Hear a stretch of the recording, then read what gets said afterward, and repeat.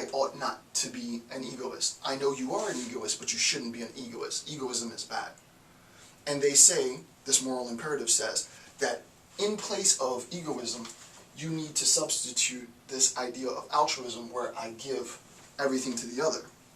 Then, if we arrive at a state where I have attained pure altruism, where it's always giving to the other person, then there comes a point at which I recognize that the existence of just one egoist in that state, right? The existence, and I don't want to get too complicated, but the existence of one egoist in that state where everyone's giving, obviously the egoist says, I see you have a bottle of water there. Can I have some of your water? You give the egoist some water. Imagine it's the only water you have left, and you need that water in order to survive. And the egoist comes to you and says, I know if I ask you for this water, you'll give it to me because you're an altruist, and I need you to give me this water, despite the fact that I have so much water on my own. Will you give it to me? If you're a pure altruist, you will, knowing full and well that insofar as you give the last that you have, you're sacrificing your own life. Obviously, this highest value of altruism then collapses, right? It collapses in on itself because it becomes destructive. And not just metaphorically, philosophically destructive. It becomes destructive. The human being that ascribes to this ends up collapsing in on him or herself. We end up dying as a result of embracing this concept of altruism. So the quote that everything egoistic has come to disgust us, according to Nietzsche, is a denial of our existence. We are egoistic, right? And the idea that we're not egoistic, and the idea, of course, all of this is according to Nietzsche, the idea that we're not egoistic, the idea that egoism is in some sense bad, that it's deplorable, it's detestable, and we should be aspiring for altruism, is a denial of our existence, right? Because according to Nietzsche, again, this state of affairs defines our, right? This state of affairs defines our existence, right? Egoism defines our existence. It is who we are. It's not a bad thing. You ought to want to better yourself and, attain blah, blah, blah, blah, blah, blah, right? Obviously, folks like Ayn Rand really run with this point, right? She takes this baton and, she spends all of her objectivist epistemology pretty much justifying this point, right? And there's varying degrees. You don't have to be as extreme as a Randian. There's a very sort of gradations in between. The point is, according to Nietzsche, and the quote, yet everything egoistic has come to disgust us. We've left behind a state of our existence as defined by our embodiment, and we've aspired for this altruism, right? And insofar as we set this as the highest value, we recognize what's going to happen. It's going to implode, right? It's going to collapse in on itself, right? This, in point 2a at the top of page 3, this becomes an act of self-denial, right? In my What is Philosophy video, it was partly motivated by this Nietzschean perspective. There's a quote that I say in that What is Philosophy video that the apprentice wants to be like me, right? Because wow, you look at Dr. Campbell, he's such a great philosopher. Look what he's doing, right? So I want to be like you, the apprentice says.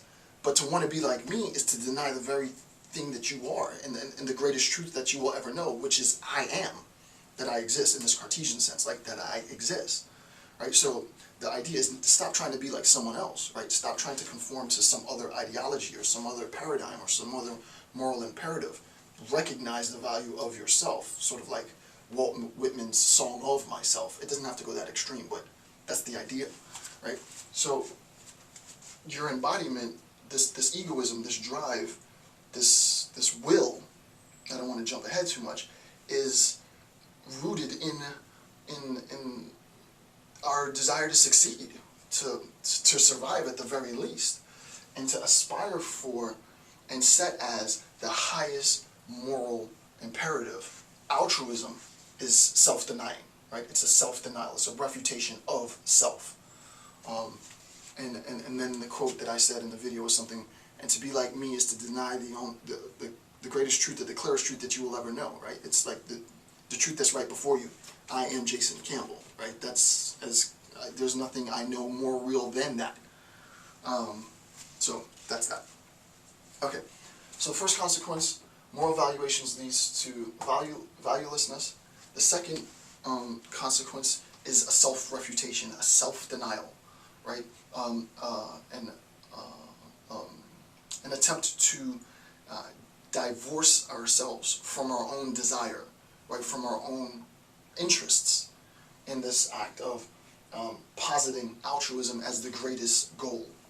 And then lastly, number 3, we recognize the impossibility of attaining, right, the highest moral value, and instead of embracing our existence, we reject it, right? We recognize in this process of attempting to be an altruist, you can imagine that an individual actually goes on this path and says, you know, I'm going to become an ultimate aesthetic, right? And I'm going to relinquish the things of the world, right? Capitalism is bad, and money is bad, and wealth is bad, and, you know, whatever. And you start down that train. Well, if you really follow that, and I've done a discussion on this in more detail in my series on the occult, right? If you really follow if this is the right-hand path, and again, this might not make sense to you, but if you want to get more information, watch my series on the occult. It's in the theories lecture. The right-hand path leads to supreme aestheticism, wherein I relinquish everything in the world as an act of divination, and it ultimately, at its highest sort of conceptual, metaphysical level, results in my unwillingness to even nourish myself. So I deny myself the very thing that I need in order to survive, food and water, and I die. I sacrifice my life as an act of divination, right? We recognize that as a goal is according to Nietzsche, there's no greater example that I can think of giving. That's obviously an act of self-denial. You are denying yourself from yourself, right? I'm denying Jason from Jason by essentially killing myself, right?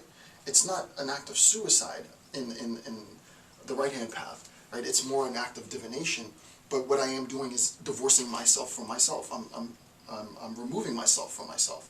What you'll find out, and I have to warn you at this point, as the lecture progresses, you're going to hear a lot more of this language. The language gets introduced a lot in this section, where, you know, he will say things like, the point where, well, I don't want to jump the gun, but in a little bit you'll hear some of this language, like divorcing myself from myself, right?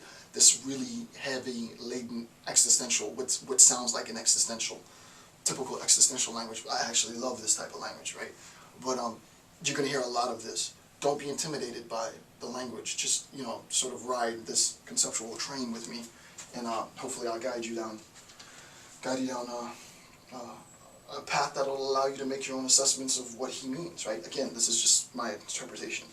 Okay, so we recognize the 3 consequences of nihilism. Primarily, it results in self-denial.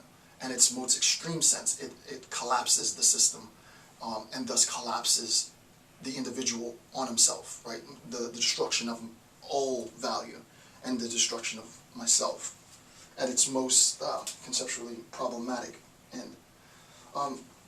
This notion leads to an idea of pessimism that Nietzsche discusses just at an introductory level at this point, right? He doesn't get into too much detail. We'll return later in the discourse to a modified version of this idea of pessimism, and it actually ends up becoming rather interesting.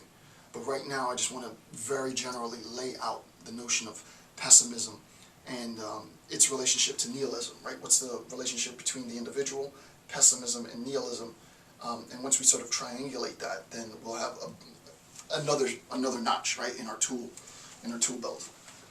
All right, so on the concept of pessimism. All right.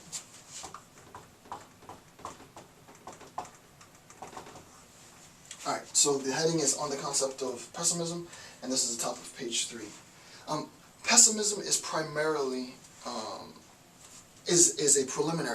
Pessimism is a preliminary form of nihilism. He says this in footnote 9, or in note 9, right? So when we think about nihilism, sort of a prior formation, a prior manifestation of nihilism is pessimism. So that pessimism leads to nihilism, right?